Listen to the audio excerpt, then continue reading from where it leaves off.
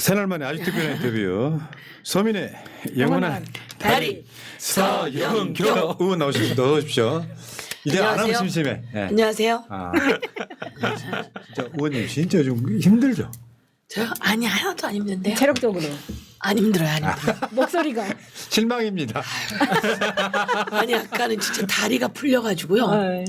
저희 지역에 장미 축제하거든요. 아, 네. 아, 예. 사람들이 끊임없이 들어오는데 그 사람들 기다리다가 중간에 비가 막 엄청 쏟아지는 거예요. 그래서 엄청 비 어려워요. 쫄딱 맞고 머리가 하도 좋아서 쫄딱 맞은 이 머리를 탈탈 털었는데 지금 오다가 말랐어요. 목소리도 그렇고 그래서 기운이 좀 빠졌는데 여기 오면서 이제 다 이 보강됐습니다. 보니까요. 서영교 의원 목소리가 목이 쉬었잖아요. 네. 여성스럽게 바뀌었어요. 제가 참 아무튼 지금 여러분들이 있잖아요. 민주당 국회의원들은 어느 한 번 지금 허투루 시간 쓰지 않고요. 선거운동 자기 지역구 가서 하셔야지. 또 이렇게 방송 출연해서 공중전도 해야지. 이제 하루의 시간을 지금 쪼개서 아마 하루에 대선 관련해 갖고 하는 일이 한 제가 봤을 때 한 15시간 이상 운동하지 않을까 이런 생각이 듭니다. 예, 그럼요. 예, 그럼 뭐 15 잠자는 시간 빼고는 거의 네, 대선 네, 업무죠. 네, 예, 예. 네. 그 잠자는 시간도 그 뭐야 꿈속에서 이제. 유튜브 봐야 돼요. 그렇지. 예. 자, 여러분 네. 지금 선교 후원도 저 계좌 위에 있고요. 대선이기 때문에 좀 조심스러워서 읽어드리지는 않고요. 네. 서영교 고생한다 하시는 분들은 네. 계좌에다가 후원 좀 해주시고 서영교 TV 지금 10만 달성이 이미 됐는데 네. 서영교 의원이 지금 최근에 재미를 들이셔갖고 막 쇼츠 엄청 올리시고 막 그러면서 재밌습니다. 구독자가 빠르게 늘어나고 있어요. 네. 지금 11만 5천인데 네. 지금 가열차게 구독을 해주시면 네. 더 재밌는 쇼츠가 많이 의원님이 진짜 연구를 많이 하시더라고요. 항상 네, 각을 잘 잡으시니까 네. 구독하시기 네. 바랍니다. 천부적인 것 같아. 그게 아니라 내가 언젠가 서영교의 늪에 빠져가지고 매력적인 사람하고요 계속 만나고 싶잖아요. 모임도 그러시잖아. 그래서 자주 오시잖아요. 지금 플러팅 하는 거예요? 방송에서 이러면 안 됩니다. 전 너무 좋죠. 네. 아, 제가 그게 또 아니고. 오랜다고 다 안 가요. 그러니까 근데 보통 이제 거절하는 방법이 일정이 있다. 이렇게. 네. 근데 본인이 전화하셔갖고 저번에 인터뷰 날짜가 바뀌었거든요. 전화하셔갖고 나 금요일 시간 돼요. 아니 오늘 시간 된다고 이제 바꿨잖아요. 근데 오늘 저희가 송가인이 오는 날이에요. 중랑구에 송가인 아세요? 송가인? 닮았어. 송가인이 오는 날이에요. 그럼 막 송가인 비싸요. 예, 그렇죠. 비싼데 예, 예. 얼마나 사람이 많이 오겠어요. 근데 이 시간이랑 겹쳤더라고. 아우 어떡해. 아유 뭘 어떡해요. 제가 이쪽으로 오니까 비가 너무 많이 와가지고 오늘 취소됐어요. 하루 날 더 잡아야죠. 그렇게 움직인다니까요.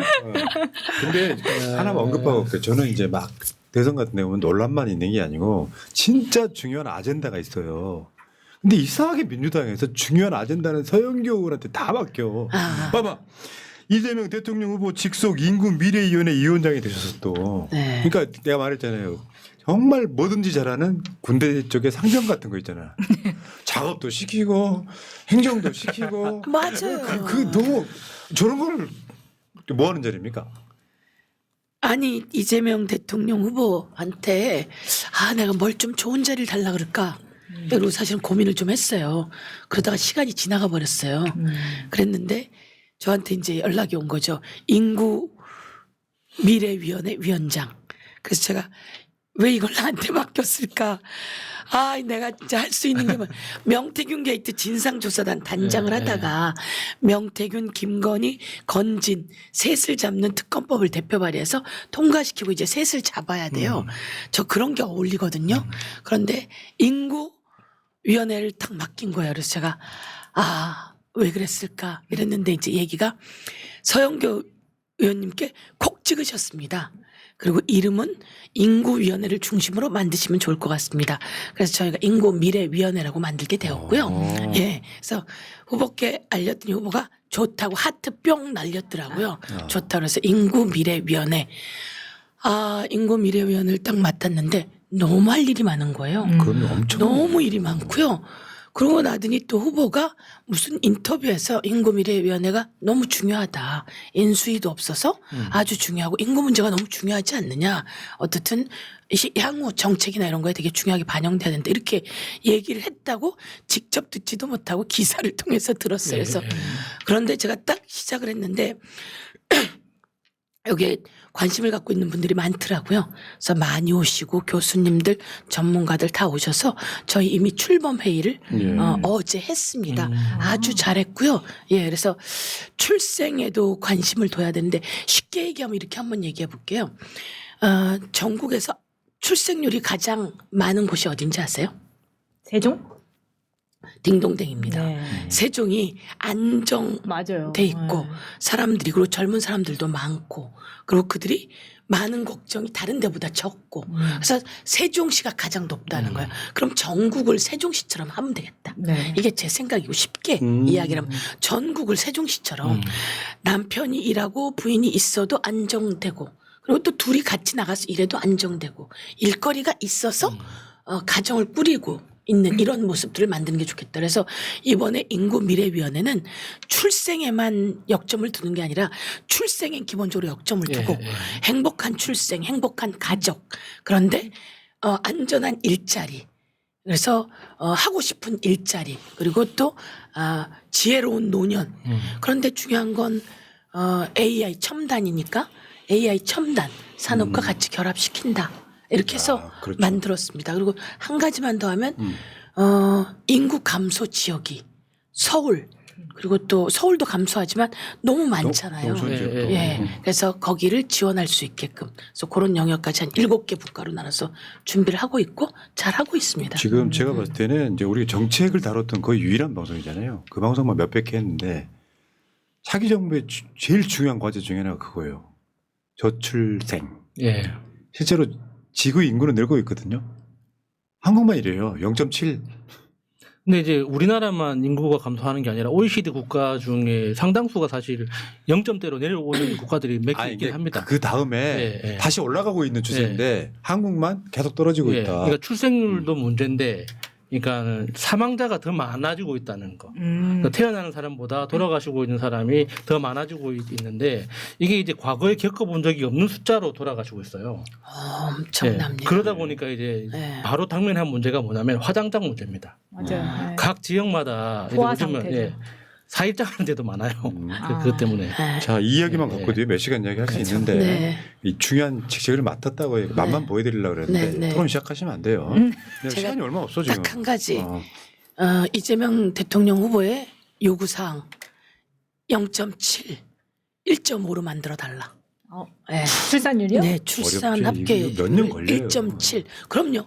몇 년 걸리는 긴 호흡을 가지지만 골든 타임은 지금이다. 아이들이 저희 또래 아이들이 지금 20대 30대거든요. 바로 가족을 꾸리고 새로운 미래의 지도자들이거든요.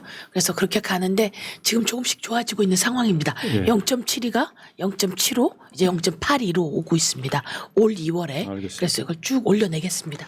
해보겠습니다. 예. 해보겠습니다. 성인 2명이 결혼해가지고 애를 안 낳죠. 한 명도 못 낳는 거는 좀 문제가 있는 거죠. 여기까지 하시고 이제 네. 본격적인 이야기 한번 해볼게요. 지금 화제가 됐던 게 난데없이 김문수 국민의힘 후보가 나를 이 자리에 앉힌 사람은 서영교 민주당 의원이다. 이렇게 사실 저쪽에서 호출해주면 굉장히 기분이 좋지 않아요? 땡큐죠. 문제는 지금 저게 서영교 의원이 내란 이후에 공무원의원들 모였을 때 국민들한테 사과하라고 하니까 김문수만 지금 네. 고개 뻣뻣이 들고 있어가지고 네. 저때 이제 자기가 돋보이기 시작해서 내가 이 자리까지 왔다 이렇게 지금 감사를 표한 거잖아요. 네. 어떠셨어요? 저 소식 들었을 때. 아니 사실은 초기에는 자꾸 이렇게 비춰주는데 그거 아닌데 좀 스트레스 받더라고요. 네. 네, 그거 아닌데 그렇게 스트레스 받았는데 김문수가 후보가 됐잖아요. 홍준표 죽이고 한동훈 죽이고 나경원 죽이고 거기다 한덕수까지 제끼고 후보가 됐잖아요. 그래서 저는 그 다음에는 저 나한테 고마워해야 되겠는데 이렇게 생각했어요. 네. 근데 그 다음날 우리가 이제 약간 미소를 띄었죠. 한덕수로 죽으라도 죽으라고 한독수 시키려고 한 거잖아요. 근데 국민의힘도 애쓰고 윤석열도 애쓰고 뭐 김건희까지 다 애썼을 거 아니에요. 김문수 넌 안 돼 비켜 탁 바꿔치기 하려고 했는데 요거 버텨갖고 된 거 아니에요. 그리고 우리도 그러면 안 된다 그랬고 그러고 나니까 약간 제가 미소가 생기더라고요. 진짜 나 때문에 됐네 이런 생각이 들었어요. 그러니까 지금 서영교 의원의 반응이 서영교 TV가 있는데 김문수 후보는 저거 이제 음성 지원 좀 해주세요. 네. 김문수 후보 진심으로 고마울 줄 알아야합니다. 본인이 네. 직접. 네. 제가 하라고요 지금. 음성 지원. 네. 김문수 후보 진심으로 나한테 고마워할 줄 알아야 돼요. 가만히 있다가 그 자리까지 갔으니까. 그런데 국민의힘에게는 좀 미안합니다. 참 큰 짐을 국민의힘에게 안겨줬습니다. 본인 등판. 이게 왜냐하면 그렇게 해서 이제 그구들한테 돋보인 김문수가 후보 확정됐을 때 우리가 그런 얘기거든요. 저쪽 후보 중에 최약체. 과정이 제일 큰 사람. 그나마 뭐 비까비까 하지만 한덕수가 조금은 더 스펙은 나왔던. 근데 그중에 제일 약체가 후보가 되는 내란 일어난 만큼이나 굉장히 황당한 상황이 벌어진 건데 그 시작점에 서민의 영원한 다리가 있었다. 네, 제가 큰 기여를 했습니다. 네. 근데 국민의힘 그 원외위원장이나 이런 사람들이 그렇게 얘기를 하더래요. 아니 이런 사람들이 어떻게 대통령 선거를 치러? 난 못해. 그럼 너 같으면 하겠어? 그래도 15%라도 따줘야 되니까 보전 받아야 되니까 억지로 한다 이렇게 얘기를 하더라는 거예요. 그래서 제가 그 얘기를 듣고 좀 미안하네. 큰 짐을 안겨줬네. 이렇게 된 거죠. 네. 근데 그날 사실은 김문수가 왜 거기 그렇게 앉아 있는지는 아시죠? 그 자리에 왜 안 일어났는지. 자기는 호출을 못 받아서? 그렇죠. 그러니까 윤석열의 그 아바타인 줄 아는데 윤석열이 그날 비상계엄하고 부를 때 김문수는 부르지도 않았다는 나를 거잖아요. 불러야 가죠. 나를 불러야 가죠. 그래서 김문수한테 그 다음날 물어본 거예요. 아 그거 알고 있었냐 그랬더니 나 몰랐어요. 언론 보고 알았어요. 그러니까 제일 중요한 건 김문수는 하는지도 몰랐다. 언론 보고 알았다. 그러니까 거기 있는 사람들하고 공감대가 없는 거예요.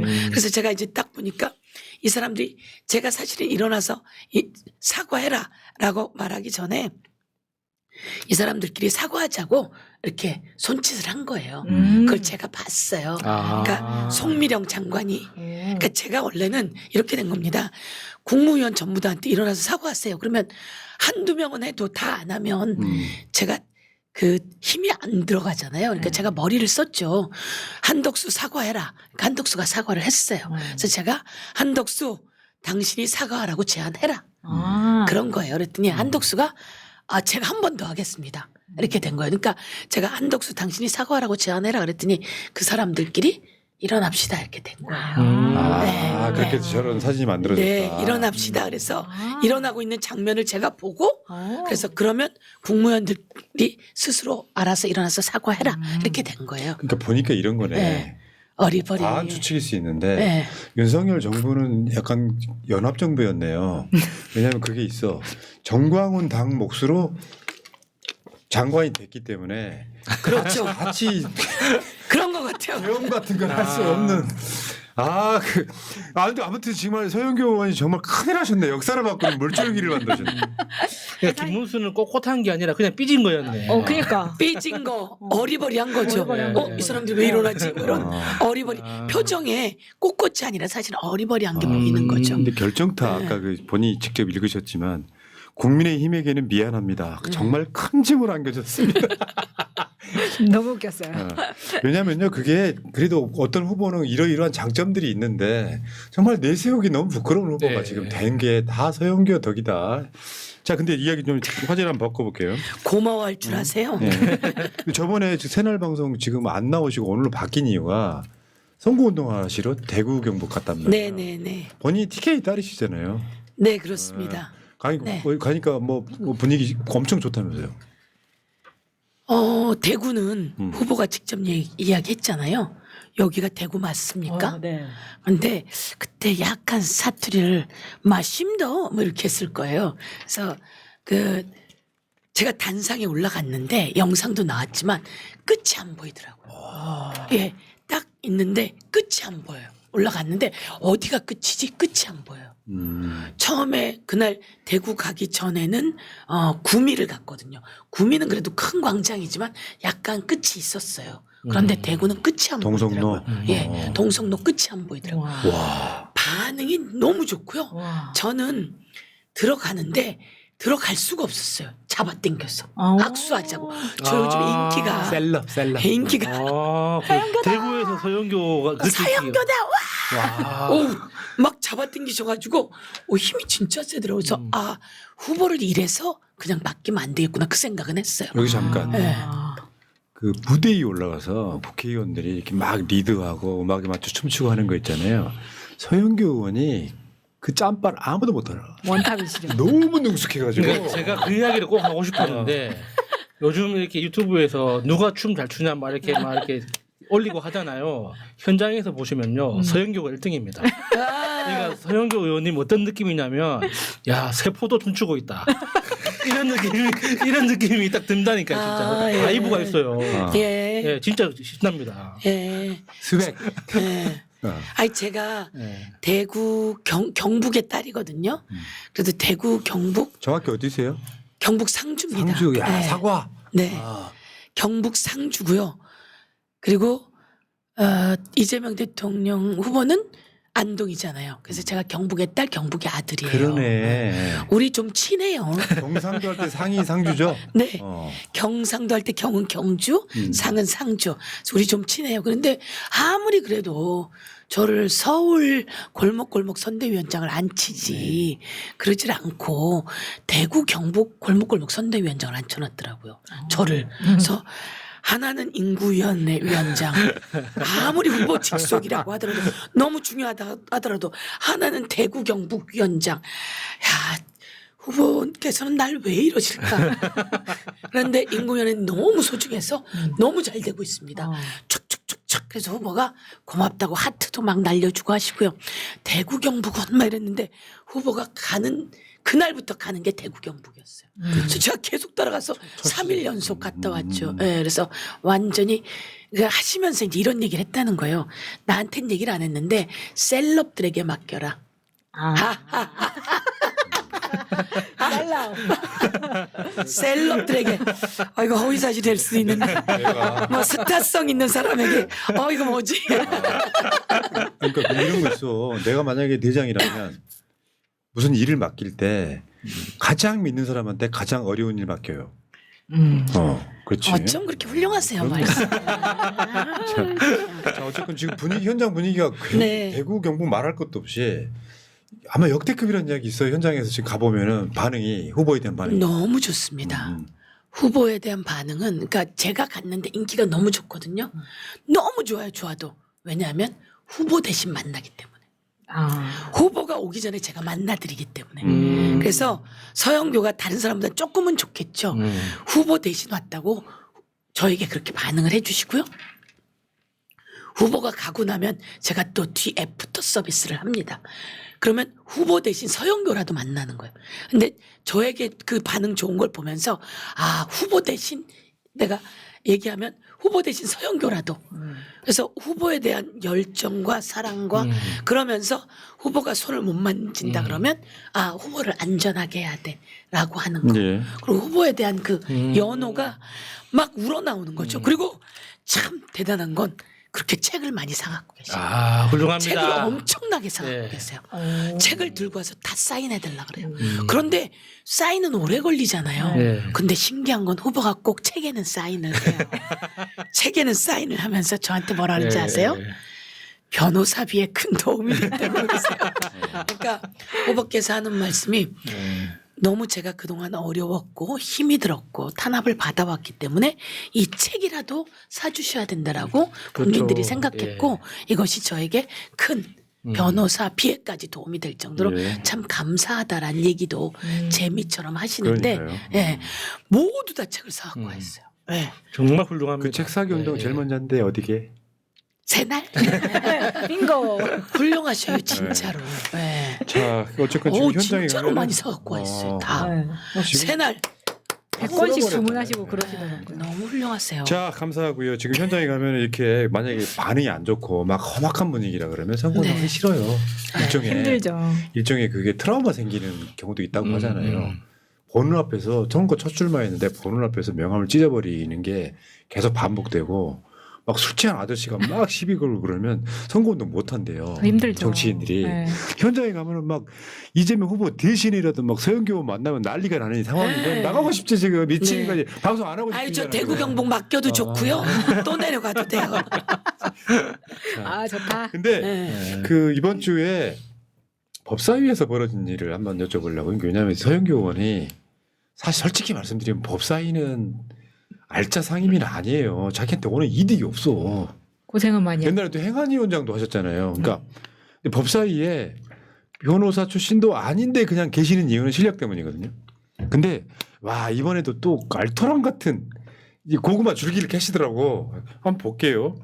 일단 그 서석호가 나왔어요. 서석호는 지금 이제 대부분의 대선 개입에 관련해서 굉장히 많은 사람들로부터 그 매개로 지목된 사람이죠. 김현장의 서석호 변호사.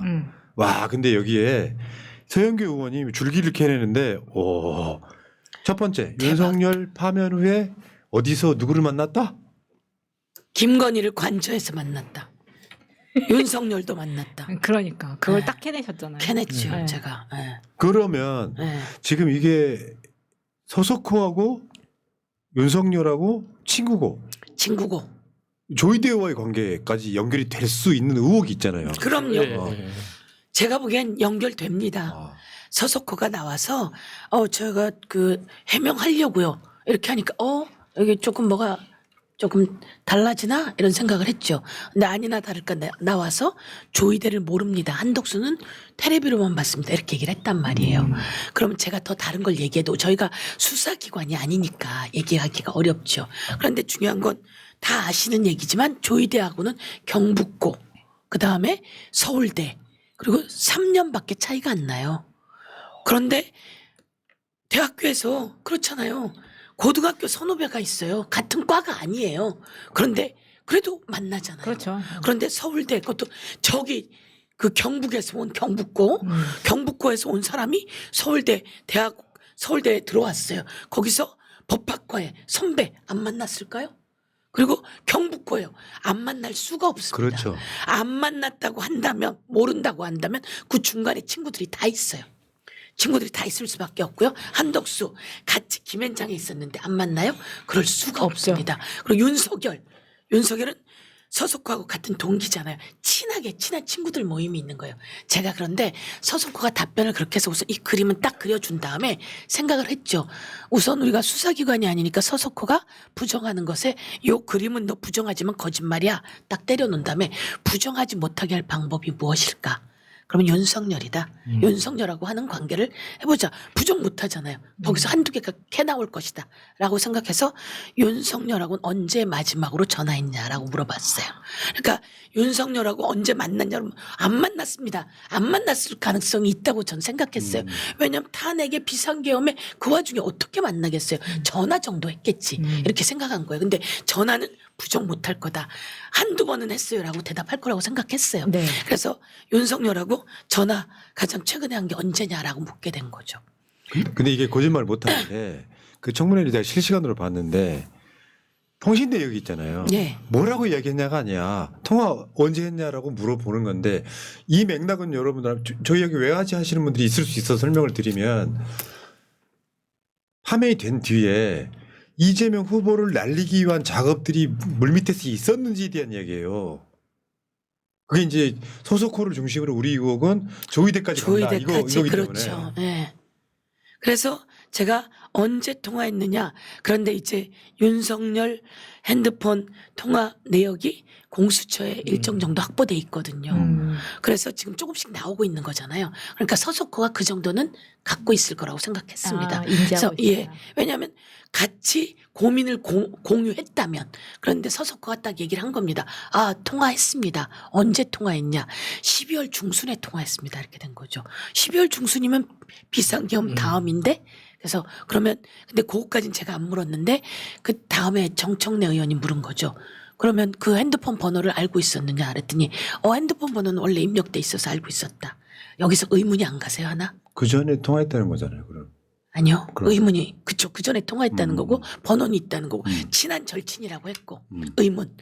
11월 20 며칠에 윤석열이 핸드폰을 바꿨어요. 예. 근데 제가 이제 시간이 없어서 거기까지 못 물어봤는데 12월 24일인가에 핸드폰을 교체했다고 언론에 보도가 예, 나왔단 예, 말이에요. 예. 그러면 윤석열의 번호는 바뀌었단 말이에요. 네. 바뀌었는데 얘가 그 전에 갖고 있는 번호는 받을 수가 없는 거죠. 그렇다면 새로 바뀐 번호를 알고 있다는 것이고 바뀐 번호를 알고 있다는 것은 또 통화를 여러 번 했다는 얘기고 그래서 이 사람은 거기서 거짓말을 한 거죠. 그 전부터 갖고 있었던 번호로 전화가 왔기 때문에 자기가 통화를 하게 됐다 이렇게 얘기한 거거든요. 그러니까 여기서 거짓말이 하나 밝혀지게 되고요. 그러면서 이제 그러면 전화한 게 나왔구나. 그러면 언제 만났느냐라고 했더니 만난 이야기가 이제 4월에 탄핵당하고 나서 만났던 얘기가 나왔죠. 탄핵당하고 나서 관저 빨리 비워. 그런데 그 와중에 거기에 있었어? 그러면 아주 절친이죠. 일주일 동안. 예, 아주 절친이고 아주 소중한 사람이고 거기에 그렇죠. 그냥 위로루가 아니죠. 그 시간에 그건 아니라 법과 관련한 굉장히. 논의를 할 수밖에 없었던 그렇죠. 거죠. 탄핵당했으니까 위로 파티 하는 게 아니라 모의를 그렇죠. 한 거죠. 모의를. 모의를 한 예. 거죠. 그 모의 과정 속에서 그럼 당신이 전화해서 갔느냐라고 했더니 아닙니다. 친구가 전화해서 갔습니다라고 한 거예요. 그러면 그 사람도 서울대 법대거든요. 그러면 이 자도 마찬가지로 몇 명이 연루되어 있는 자가 더 있다. 그러면 조이대 그리고 윤석열의 법학과 친구들 그리고 아니면 김앤장의 서석호가 같이 연루된 이런 것들이 쫙 줄기캐듯이 나올 수 있는 기반을 만들는 수사 거죠. 들어가면 다 터집니다. 네, 이거. 그렇습니다. 네. 하나 더 나온 거는 안가. 안 가. 안가에서 만났다. 네, 안가에서 뭐 술을 마셨다 뭐 이런 이야기도 나왔죠. 네. 제가 그러면 관저 말고 또 만났을 텐데 어디서 만났어요? 얘기를 하세요. 이렇게 했더니 쫄아가지고 무슨 한옥집 같은 건데 관저는 아니고 안가군요. 삼청동에 있는 안가. 예, 그런 것 같습니다. 이렇게 된 거죠. 의원님, 술을 잘 불다. 만약에 제가 법사위에 가서 의원님하고 이야기하게 된다면 네. 지릴 것 같아. 아니 저렇게 물어보면 순간 생각할 시간 나좀 물어보면 참. 갔습니다. 근데 그때 물어보셨잖아요. 서석호한테 네. 왜 김현장 최근에 그만뒀냐. 그렇습니다. 답은 안 네. 했어요. 네, 네. 이거는. 실제로 어떻게 추정을 하세요? 왜 그만뒀다고 생각하세요?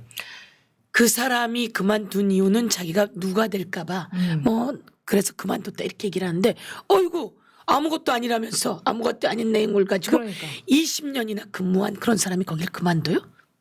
그건 말이 안 되는 거죠. 그래서 제가 그렇게 물었죠. 20년이나 거기서 변호사 한 사람이 그렇다고 그만둬요? 거짓말하지 마세요. 이렇게 된 겁니다. 그러면 이 사람은 명을 받은 거죠. 수습하러 나온 거죠. 자르고 정리하려고 조이대하고의 관계를 잘라버리고 한독수의 관계를 나와서 자르고 정리하려고 한 거죠. 그러니까 이게 김현장은 한독서하고도 연관이 있고요. 그렇죠. 예, 다 아시다시피 어머니였으니까. 예. 그런 노폼에 그러니까 대법원에서 이상한 판결 나왔다. 1, 2심 다 유죄인데 무죄 때린다. 이런 거는 우리 추정컨대 대형 노폼들이 인맥을 동원해서 대법관들과 카르텔을 만들면 그런 재판들이 가능해요. 그럼요. 그 조이대가 왜 그 40살짜리가 14살짜리 임신시켰던 사건 무죄도 예, 예. 사실은 대형 노폼이 개입했을 가능성이 높습니다. 그랬을 가능성이 높습니다. 그러니까 그랬으니까 특히나 이렇게 다음 되죠. 정권 맞습니다. 그때 내가 청문이었는데 왜 이따위 판단을 했지? 좀 이상하네 조이대 이랬는데 청문하셨을 때 그때 그렇습니다. 근데 지금 말씀처럼 대형 노폼이 꼈으니까 바뀌었군요. 그러니까 이게 그랬을 가능성이 높네요. 대형 로펌도 네. 문제지만 특히나 김현장은 다음 정권에서 특검하는 과정에서 그 김현장의 실체를 확실하게 한번 확인을 해야 됩니다. 그러니까 김현장은 실체가 없는 일종 점조직처럼 움직이거든요. 사업자 등록증상 주소지는 하나 있는데 찾아가 보면은 실제로 이게 김현장이라고 싶은 초라한 곳입니다. 그리고 김현장은 어떻게 움직이냐면 어떤 그 건물 안에 우리가 흔히 아는 법무법인처럼 사람들이 모여서 일을 하는 게 아니라 사건별로 팀이 모여서 일을 하거든요.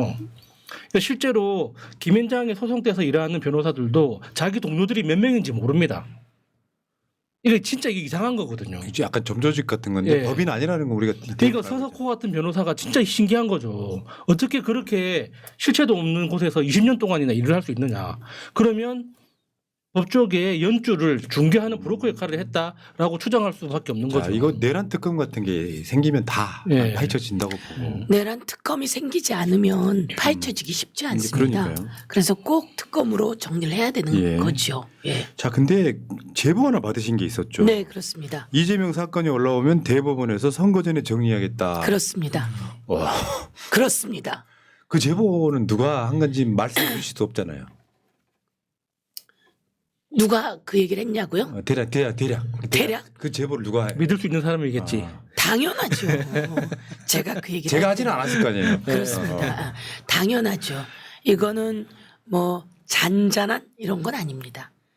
그 아주 중요한 인물이 1년 전에 사실은 그 얘기를 고스란히 예, 2년 들었는데 전에. 1년 전에 들었는데 그 들은 걸 중요한 인물한테 들었는데 그땐 그냥 또 그렇게 넘어간 거죠.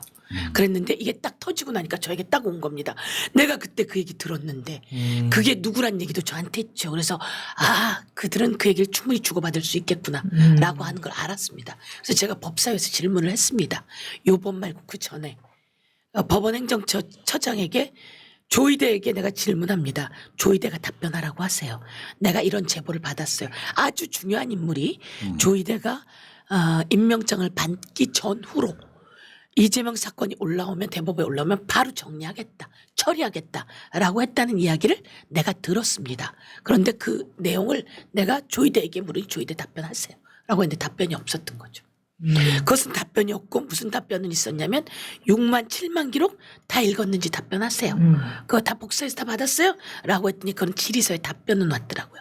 뭐라고 답변 왔냐면 그렇게 다 읽지 않아 우리는.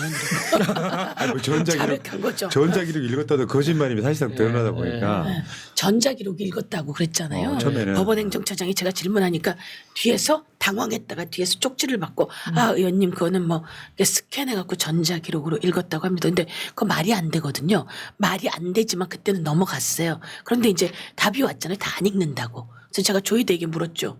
아니 법원행정처장에게. 천대협이? 네, 천대협한테. 그때 저에게 그렇게 이야기했죠. 이 자리에 나와서 답변. 다 읽었다고. 쪽지까지 받아가면서 읽었다고. 그러면 당신은 허위사실 유포가 되네요. 그렇게 그렇네. 얘기했죠. 네. 위증이 될 수도 있고. 예, 위증이 될 수도 있고 이재명하고 똑같을 수도 있는 거예요. 아, 근데 열받는 게요. 이게 그러면은 이게 소위 이제 우리가 그냥 의혹 수준에 있었던 사법 카르텔이 그냥 고스란히 거기다 드러났어요. 네. 그렇습니다. 법적인 문제만 갖고 있으면 되는 거야. 아니, 그러니까 이재명 후보 특히 선거법 같은 경우에 야 대법원에 올라오기만 해봐. 근데 얘네들 생각보다 1심은 내가 봤을 때 2심 전심했어요. 속담으로 1심은 대법원과 2심 전심한 재판이야. 왜? 그 선거법 재판이 엉망진창이었거든. 네. 근데 그 자기들의 계획이 2심에서 어그러진 거예요. 근데 2심이 너무 판결을 잘했어. 근데 말도 안 되는 이유로 뭐 파기환송 유죄 취지로 이렇게 딱 때린다면 딱 그러니까 말하자면 그게 그런 의혹책이 있었잖아요. 파기재판 하려고 했었다. 예. 파기재판. 예. 와 근데 그건 소름 끼치지 않아요? 만약에 파기재판밖에 없다. 어. 상식적으로 보면은 파기재판 말고는 할 수 있는 게 없다라고 그렇게 추정을 했었죠. 근데 지금 제보 받으신 걸로 보면 충분히 가능했겠구나. 그럼요. 차마 근데 2심은 파기재판 못했다. 근데 사실 제가 또 하나의 제보를 받았어요. 또 하나의 제보는 뭐냐면 그 파기환송하기 며칠 전이죠. 파기재판은 안 할 거다. 그래서 이게 그 무죄로 각하시키는 줄 알았어요. 네, 더 많이 상고기가 그렇게. 파기재판은 예, 안 예. 한다. 파기재판하면 그걸 막겠다라는 얘기까지 들은 거예요. 누구한테? 누구한테? 유력한. 예, 파기재판은 안 까세요. 하겠다. 누구한테? 누구한테? 네. 그래서 나는 그게 이거 큰일 난다 잘못하면 이렇게 얘기를 했더니 그 파기재판은 안 하겠다. 하게 되면 그건 내가 막겠다. 그랬는데 그래서 그런 얘기가 들려서 이거 무죄구나. 이랬더니 그게 아니라 맞아요. 완전히 치밀하게 만들어진 거죠. 근데 아무리 내가 조이대에게 빙의를 해요. 내가 빙의를 해요. 빙의를 해서 나 혼자 그 89.77을 받은 저 거대 야당의 대통령 후보를 내가 그것을 주도해가지고 파기환송 시킬 수 있을까요? 내가 조이대라고 하는 대법원장이 차마. 내가 혼자 그걸 할 수 있을까요? 아무리 해도 안 돼요. 옆에서 걱정스럽지만 같이 얘기를 했기 때문에 이거 하지 않으면 안 되는 상황이어서 빠르게 할 수 그러니까요. 있게 된 거죠. 그래서 우리는 충분히 그런 생각을 할 수 있고 의심을 할 수 있는데 제보를 계속 받는 거죠. 아이고. 네. 세상에 비밀은 없고요. 이미 네. 어떻게 대선만 따지면 대선은 기울어졌는데 사실 지금 저한테 전달된 것도 그랬고요. 또 제가 다른 사람한테 전달된 것도 들어봤는데 마치 각하시킬 것처럼 그런 분위기를 만들어가지고 우리들에게 혼란스럽게 만들어놓은 것도 있는 거예요. 맞아요. 그래서 네. 그 진영이 뒤집어져 버렸잖아요. 네. 어느 누구도 그걸 맞춘 사람이 없어. 그게 묘한 게 있었으면 전부 다 먼저 막 움직였겠죠. 그리고 하면 안 된다라고 얘기했을 거고 기회를 변경하라고 했을 것이고 이렇게 됐을 텐데. 초스피드였던 건 네, 누구나 다 무죄 취지로 기각하는 걸로 그냥 그렇죠. 그걸 끝냈을 거라고 생각을 했던 건데. 상식적으로 그리고 그 말을 흘렸어요. 그러니까 상식적으로는 상고기각 외에는 답이 없다. 뭐 이렇게 다들 예측을 했어요. 아니 그게 아니라 지금 생각나는 보도가 하나 있어요. MBN이 뭐라 그랬냐면 흘린 보도였네. 지금 생각해 보니까 뭐라 그랬냐면 조이대가 내부에서 이재명 후보의 재판을 중지시키자고 주장하고 있다. 그게 지금도 MBN 보도로 남아 있어요. 그러니까 사람들이 보기에 그런 분위기라고 하면 조이대가 요거는 무죄 취지로 검찰의 상고를 기각하겠네. 요 생각할 수밖에 없는데 그게 다 작전이었다는 거지. 와 소름 끼치는데. 소름 끼치는 작전이죠. 예. 치밀하게 움직여진 작전이고 저기 그 윤석열이 김문수한테 전화해서 막 소리쳤대잖아요.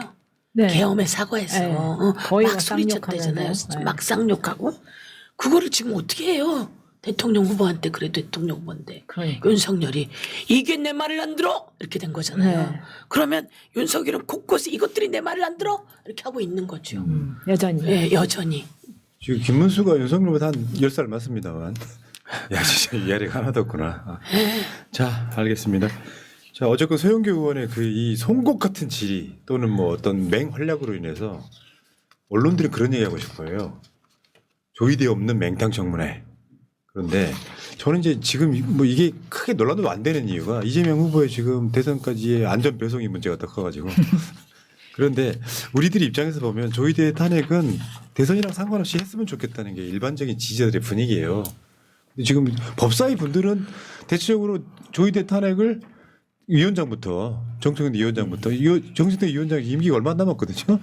위원장부터 대선 전이든 후든 그냥 탄핵할 사안이 되면 해버립시다 이렇게 그 분위기가 저번에 방송 나오실 때 똑같이 얘기했거든요. 의원님도 대충 그런 분위기 아니에요? 조이대는 탄핵해야 된다. 이게 거의 다 저는 분위기라고 생각하고요. 조이대 탄핵을 던져놔야 합니다. 당장 본회의를 하기도 지금 이제 대선 때문에 어렵긴 한 상황입니다. 근데 조이대 탄핵을 던져야 되고요. 그리고 조이대가 탄핵되어야 되는 증거를 그 사이에 어떻든 많이 내놔야 합니다. 왜냐하면 또 헌법재판소가 이것을 어떻게 해야 될지 모르기 때문에 무조건 조이대는 탄핵 대상입니다. 탄핵 대상이고 수사 대상입니다. 그리고 그 사이에 터질 것들은 얼마 안 남았습니다. 그러니까요. 예. 지기현 것도 나오고 있지 않습니까? 자 여러분 소영교 의원도 조이대 탄핵이라고 외치시는데 그것도 웃겨. 사실 그분들도 탄핵하지 말자가 아니야. 언제 할 거냐. 그럼요. 지금 이거기 때문에. 그러니까 갈라치기로 언론들이 민주당 내에서도 조이대 탄핵 반대한 사람이 있다. 사실은 지금 탄핵 반대한 사람이 그렇죠. 있다. 이런 탄핵을 거죠. 반대하는 게 아니라 대선과 있어서 지금 아니면 지금 분위기 띄우고 조금 더 있다 뭐 이런 거지. 알겠습니다. 의원님 제가 방송으로 늘 주장하는 것 중에 하나가 마음의 빛 이론이라는 게 있어요. 네. 지지자들은 열심히 하는 사람은 눈여겨뒀다가 장부책에 적어놔요. 네. 세영 열심히 하고 있지. 그러면 이제 별표 몇 개 이렇게 그게 나중에 정치인들한테 그대로 돌아가요. 네. 마음의 빚이 아우. 마음의 빚을 지은 국민들이나 지지자들이 이걸 갚는다 이런 얘기예요. 네. 최근에 지금 제가 보니까 의원님이 네. 그 국민들한테 막 빚을 너무 많이 주고 계신 것 같아. 그러세요? 빚을 드리는 게 아니고요. 갚을 필요도 없습니다. 왜냐하면 우리의 임무니까요. 우리의 임무고 우리의 의무고. 그런데 참 드리고 싶은 말씀은 너무 재밌어요. 행복합니다. 아 진짜. 그게 아니라 정치는 무서운데 어떻게 해? 그리고 정치에 가서 어떻게 경선을 해서 이겨? 이러니까 들어오고 진입하는 사람이 없는 거예요. 욕심 부리고 그동안 그 줄타기 하는 사람들만 들어오고 있었기 때문에 좋은 사람이 안 들어오는 거죠. 저도 또한 학생 운동하고 지역 운동하고 어떻게 가서 선거를 해요. 근데 저희 어머니가 내가 네 앞에 있던 사람 20년 선거운동 도와줬고 그 다음 사람 4년 도와줬어. 이제 나는 너의 선거운동을 하고 싶어. 그러는데 제가 보면서 그 전 사람 우리가 도와줬구나. 근데 그 사람 건 내가 넘보면 안 돼 이렇게 생각하고 있었어요. 근데 부모님 안 그러시더라고요. 근데 제가 딱 됐잖아요. 할 수 있는 일이 너무 많습니다. 할 수 있는 일이 너무 많고요. 예산, 입법, 정책 그리고 제가 가서 주민에게 한번 웃어주면 주민은 표를 100개 갖다 줍니다.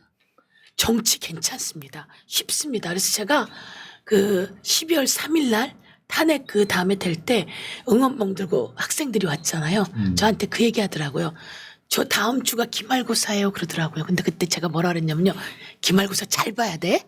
잘 보시고요. 다음에 대통령 되세요. 네, 당신 같은 사람들이 대통령 돼야 세상이 좋아요. 그리고 다음에 국회의원도 되세요. 그런데 딱 그게 한 10초 정도 되는 것 같아요. 그게 돌고 돌아서 미국에 있는 신우가 보냈어요. 이거 난리 났다고. 쇼츠. 보니까 쇼츠가 960만인가 찍었더라고요. 네. 브라보.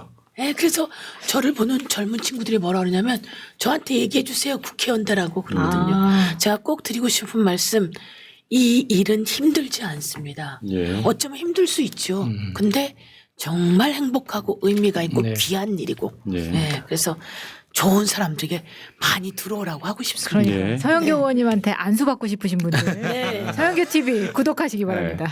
그게 보니까 거기에 다 나왔어요. 지금 직관하면서 인터뷰하고 있는 우리 마차 어린이, 야수 어린이가 지금 정치인의 빠져들고 꿈을 꾸고 있어 지금. 우리도 한번 해볼까 이렇게. 네. 자, 구자 형님 조의대는 탄핵뿐이 아니고 수사에서 학교 보내야 합니다. 대법관 10명도 다 같이 꼭 학교 보내야 합니다. 불법적으로 내란까지 관여돼 있다는 의심이 있기 때문에.